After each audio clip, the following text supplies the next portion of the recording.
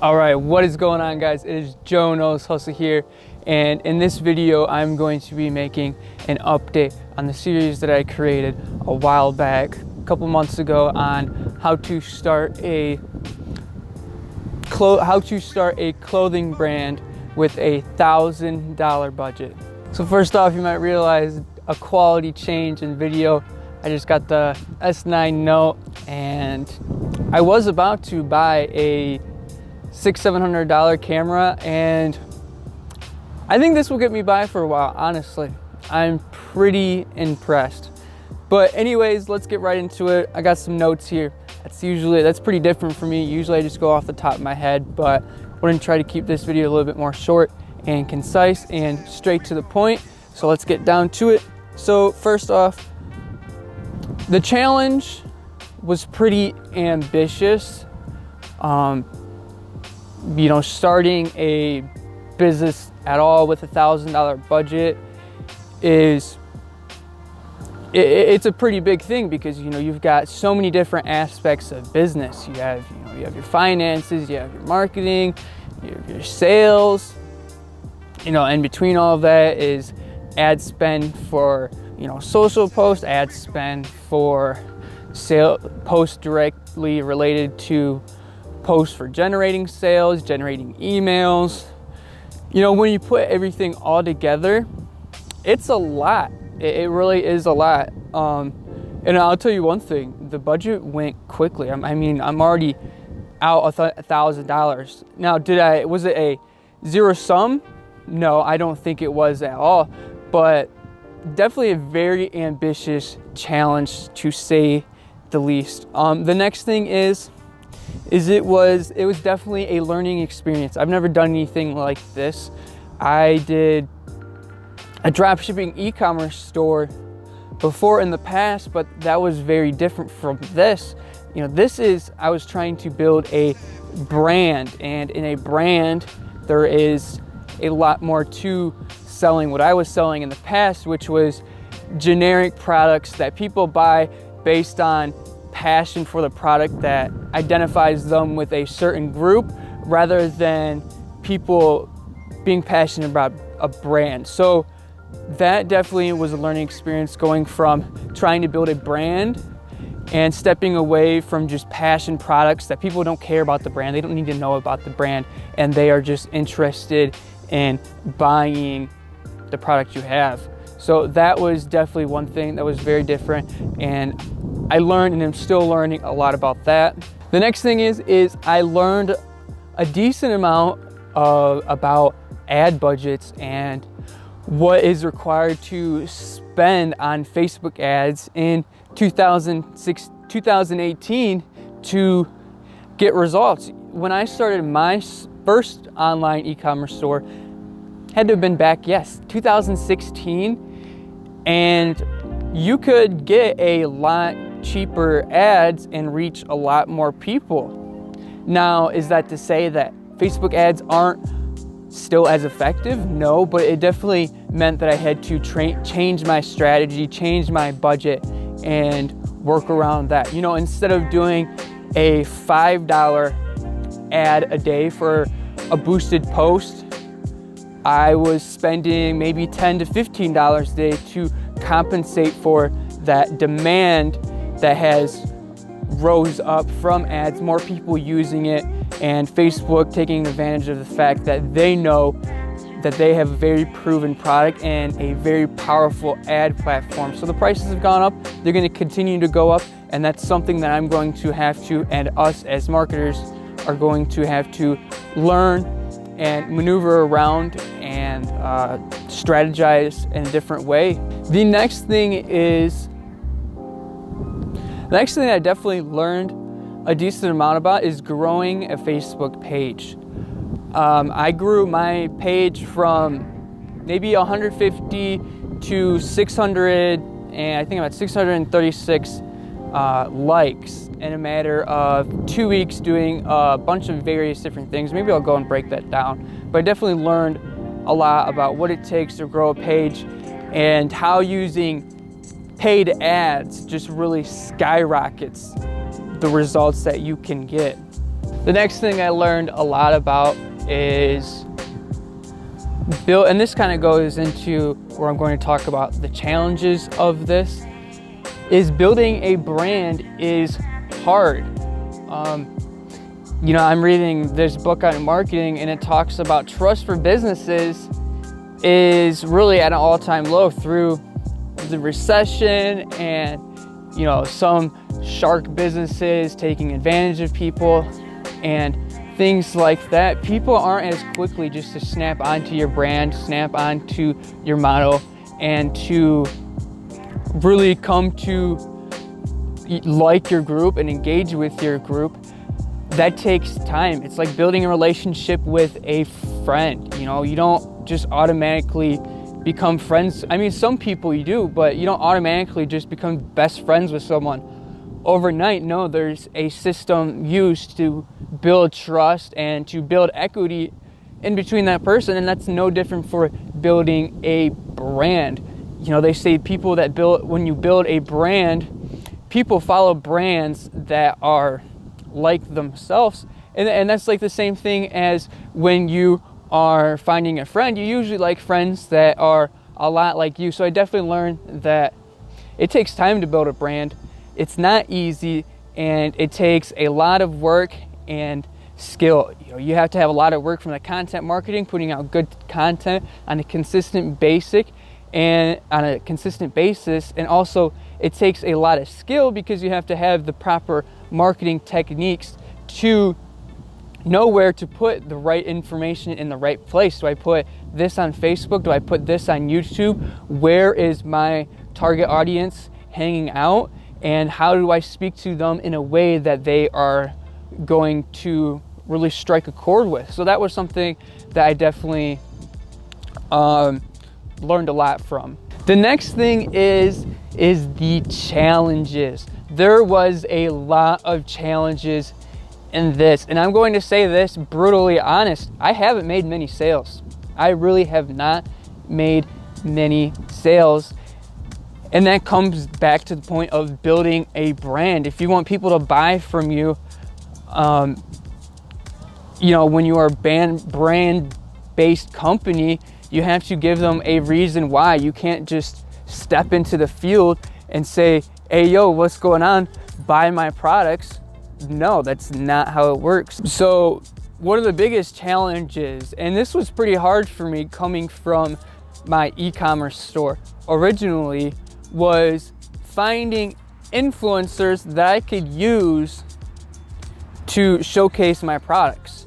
You know, influencer marketing is super powerful because you can kind of jump over some of those trust barriers and leverage the trust and equity somebody else has with their page and their brand or business, and use that to kind of jump you over some hurdles and get people's eyes on you, and to get people to have trust with you a little bit faster. Because number one is most influencers aren't going to, you know, subscribe to you or work with you if they don't think that you fit with your brand. And usually people expect that, you know, if you're going to let someone jump on your page and give you a shout out, the fans are expecting, oh, well, these people are obviously trusted and liked by blah, blah, blah, blah, so therefore I should trust and like them. Now, that's not true in all cases. There are some people, some influencers that are just in it solely for the money,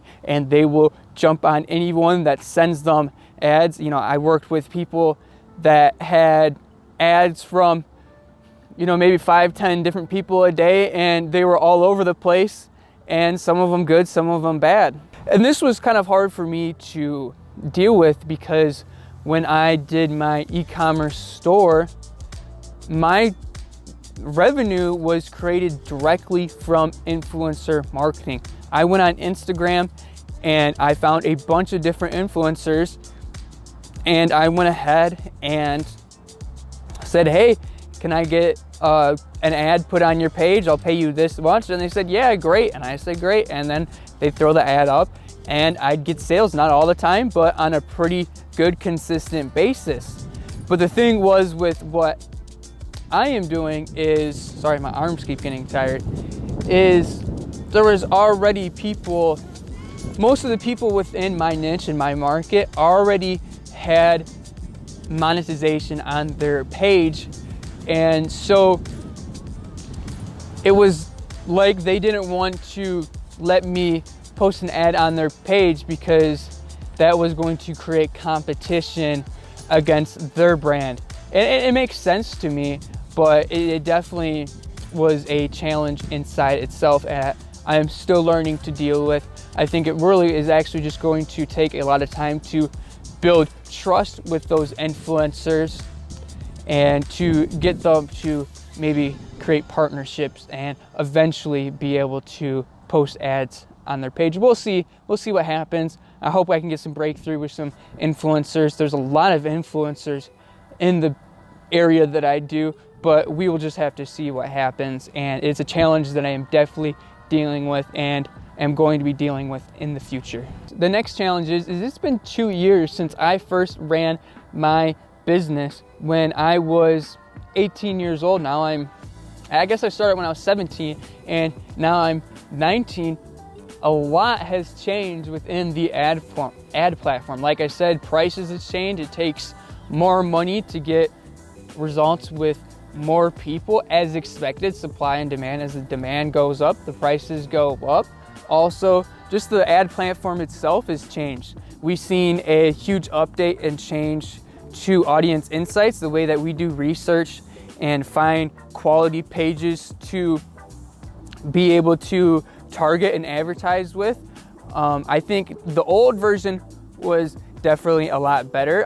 Maybe that's not true. I just need to figure out how to use it, but that was definitely different. There's a lot of new and maybe to some extent distracting ways that you can optimize an ad. There are so many different ways. Do you want to do for purchases? Do you want to do for clicks? Do you want to do for website visits? What kind of conversion pixel do you want to use? It goes on and on and on and on.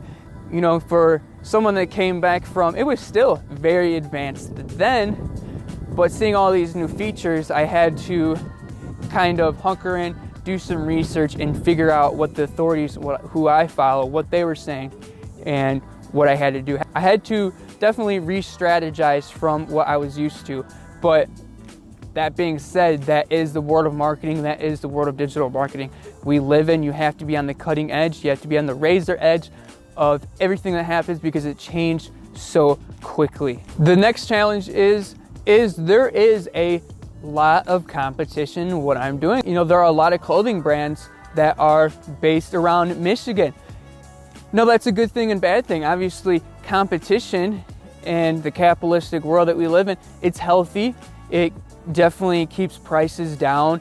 It keeps kind of a quality control, but it also means that there is a bit of barrier to entry. You know, you're gonna have to be bold, you're gonna have to have a loud voice, and you're gonna have to use some guerrilla marketing tactics and really some different things that maybe your competition isn't doing to get the attention on you or, you know, me. And that is something that I've been dealing with. And I think it is something that is going to improve me as an entrepreneur and as a digital marketer, you know. So I'm definitely excited for that. I'm excited for the competition. I'm excited to be able to build myself up as a reputable business within an already existing and vastly saturated market. But that being said, that doesn't scare me, and it doesn't make me think for a second that I should pick up the bags and go home. No, because I've had this vision for this business for a very long time. In fact, I've had more of a vivid vision about this business than any other business that I've thought of. I put a lot of thought into this. I've gone very deeply into the things that I want to do with this, the things that it's going to allow me to do, and the value that I'm going to bring with this. So it doesn't scare me. It doesn't make me want to go home. It doesn't, you know, none of that. You know, if anything, it strives me to be more competitive, to be on my toes, and to work a lot harder. So what's next for this series? What do I plan on doing next? Obviously, it is going to have a huge shift in the way we go about doing these videos. I would say the $1,000 challenge is over, and I'll maybe make a video specifically about the things that I did with that $1,000 challenge and what I achieved and what I didn't achieve, what I hope I would do, and what were some of my shortcomings within that. But that being said, what is next for this series? Because I want to continue to do kind of these vlogs videos where I follow you guys along the process of building a business, building a brand, and going out there and just getting shit done. So what's next is really I want to focus on the part of building a brand and developing and growing social pages. And this kind of goes with some of the stuff that I've really already known a lot about, but it was as if maybe there was a cognitive dissonance within the way things are and the way I was perceiving things in my mind. It goes with, I don't know if you guys have ever read the book. I'll put I'll show it right here. Jab, Jab, Jab, Right Hook by Gary Vaynerchuk. If you haven't read it, highly recommend it. I'll have the link in the description below for that book. But jab, jab, jab, right hook is you have to jab, jab, exactly what it says is you have to add value to people. You have to add value through videos, through, telling a story, through inspiring people, entertaining people.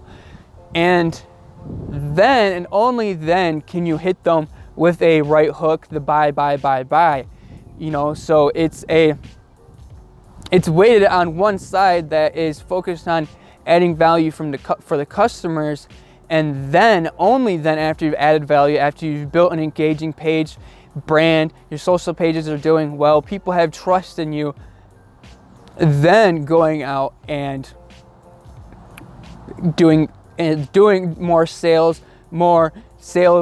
directly related sales campaigns and things like that. And so I think we're going to focus more on building the pages, developing and building the brand, building a strong brand, and we're going to go into the process of how I think that's done and how we're going to do it. And I'm learning about this. Like I said, this is my first real brand-based business. My other business wasn't really a brand. It was just kind of selling products. So that's one of the things that we're going to step into and be going over and talking about. Another thing that I'm going to be talking about and implementing, and this goes along with creating an engaging audience and trust in your brand, is having more of a corporate responsibility, a corporate social responsibility within this company.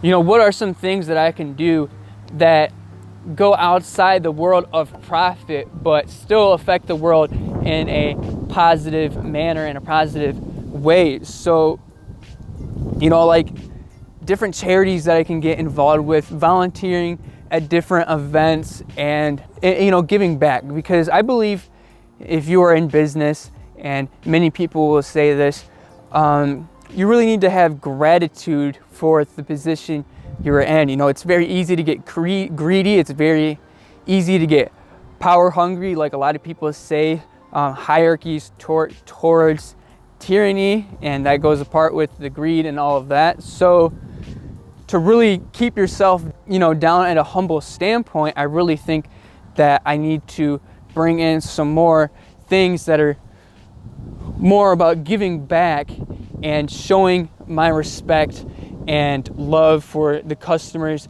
and the state which I live in. So finding different Michigan charities, finding, I know one of the things I've been thinking about is in Michigan, we have a problem with sex trafficking as we do in the world. They actually just did a sting that found 126 people. Maybe finding a charity that takes that issue seriously and donates funds to preventing these kind of things, maybe creating t-shirts, things like that. I haven't really thought it out completely, but it's something that I'm going to work on thinking out and definitely putting inside of the business and showing how you guys can do something similar to build trust, to be a good person, and to have a business that is socially responsible. The next thing in the future that I want to do is attend pop-up events, attend flea markets. Right now I'm using the drop shipping method of my t-shirts, but in the future I want to go out and get some actual t-shirts printed and get out there and build more of a real and genuine trust and equity in relationship with my customers. You know, having personal one-to-one conversations, you know, talking to them, seeing what they like, what they don't like, what they like to see in these kinds of businesses, and making friends within this field. You know, I think that will bring my business up to such a higher level and have a lot more respect than just being on social media and posting and sharing content. You know, that is a huge part. You know, social media is a huge part, but I also think building that word of mouth is even bigger. You know, you see companies like Apple and, you know, all of these different companies, these massive companies, they have a lot of word of mouth marketing that probably accounts for a lot more than their, you know, their marketing that is on the book. So we're going to start doing a bunch of things like that. I'll get it all figured out. I'll get it scheduled, and I'll definitely show you guys being at the events, talking to people, and then breaking down how I went about doing it and how you can do it yourself too for your business. So yeah, guys, the series is definitely not over. No, I'm just shifting gears. I've definitely had a lot of thinking to do and a lot of reconstructing of my mind in the way I think about this business. But I'm going to continue to bring you guys along the journey. I think this is going to be a very long journey with a lot of good content. You know, one of the things that I missed is, you know, I talked about this in the intro of this, but you're going to learn a lot of things whether or not I succeed or not. And I'm dedicated to the success of this business, but you're going to learn how to grow your social pages, how to build an engaging audience, how to generate emails, how to run ads and social posts, how to boost your pages, and a lot of the things that are necessary to building a business. So make sure you guys are following along. I'm going to try and keep you guys updated more and more, and post more content on a daily basis, not a daily basis, but on a weekly basis. So that's an update. That's all I got for you guys. Make sure you guys stay tuned. And this is Joe Knows Hustle. You guys have a beautiful day and take care.